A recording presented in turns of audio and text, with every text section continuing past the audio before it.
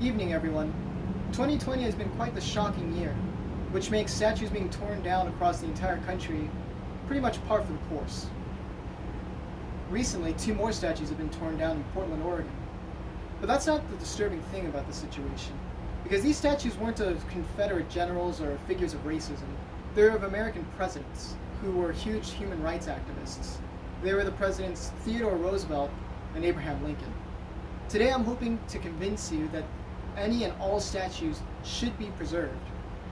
Note that I say preserved and not stay in the place that they're in, because I do believe that some statues should be removed, since they have more negative qualities. But they shouldn't be removed in the way that they're being removed currently. So within this speech, I'm going to discuss the problem, the causes to said problem, and then solutions for the future. Starting off with our main problem, there are 2. It's the methods that are being used to remove these statues, and not allowing the public to have a general opinion about the removal of the statue. So starting off with the method, KOIN 6 News made a very detailed report of what happened in Portland on the 11th of October 2020. These rioters not only tore down the statues with chains and ropes, they also used spray paint to deface all the monuments, and were destroying windows and vandalizing local businesses around the area, including the Oregon's Historical Society Museum, which ironically has Native American exhibits within it that were funded and supported by Native American tribes around the area. Now, second is these rioters and protesters not allowing the actual public or people of the city have a word in if this statue should be removed in the first place. Because that's an act of tyranny, not allowing other people to have a word or telling them that their decisions don't matter or their thoughts don't matter. Then a big question arises.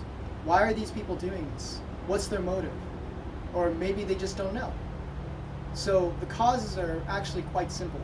And CBS News has a video posted on the 12th of October this year, interviewing historians if these rioters actually know what they're talking about. In which case, most historians say no. They're mostly ignorant of the history behind each and every statue, or they have a very limited knowledge, swayed in one way or the other, mostly in a negative light. So ignorance is either these rioters have no idea of the history behind the statue or monument that they're destroying, or what's most common is that they have a limited view. So going back to Portland, they spray painted the words Dakota 38 on Abraham Lincoln's post or base of the statue. And that's in reference to the massacre that happened in Minnesota, where Abraham Lincoln was responsible for the execution of 303 prisoners of war. But these people don't understand that these presidents, they're not flawless, they're not gods. They are indeed people who make mistakes. But they're great people because their good decisions mostly outweigh any of their bad ones.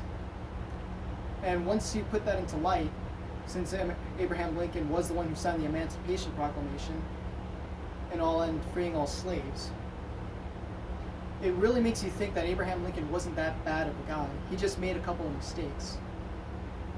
So are there any solutions to this problem? Currently there are no direct solutions. An executive order has been put out before this incident saying that any and all statues should be protected by the local authorities, but that hasn't really been effective.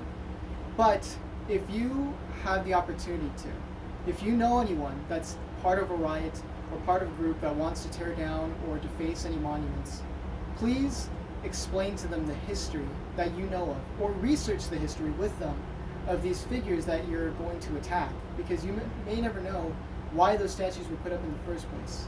A very good example of a statue that's very misrepresented is Christopher Columbus. These statues weren't really erected during the time Christopher Columbus was in America. They were erected during the time when Italian immigrants were starting to show up in America. And they were being prosecuted and discriminated against. So the Italians subscribed to this idea that they've contributed to American society through Christopher Columbus, the man who supposedly discovered the United States. which is a tall tale within itself, but they wanted to convince the American people that they as well have contributed to American society. So all in all, statues should be preserved for both their good and bad history. The good, so we can be proud of our origins, but the bad, to remember our mistakes, so we can never repeat them ever again.